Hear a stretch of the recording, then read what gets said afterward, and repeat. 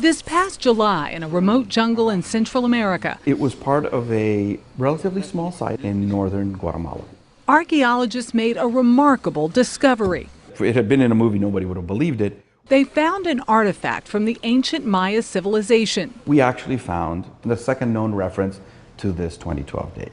Professor Marcelo Canuto, director of Tulane University's Middle America Research Institute, says the carved stone confirms the so-called end date, December 21st, 2012, which many believe will mark the end of the world.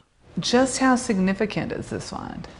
It's a fascinating find, the coincidence of finding it in 2012, which, as I said, if it had happened in a movie, we would have all scoffed at it, right? What is it that you know or think you know about the end date?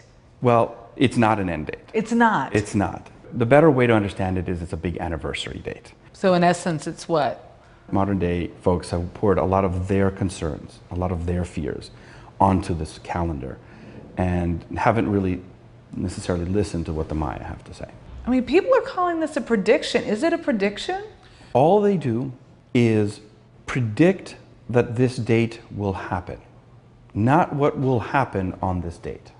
But if you were talking to somebody who came up to you off of the street and they said, oh, 2012. They're worried.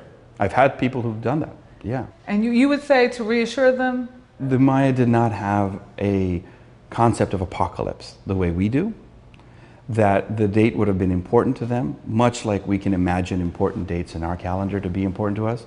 So in essence, it would go on. You still have to do your Christmas shopping. For CBS News, Michelle Miller, New Orleans.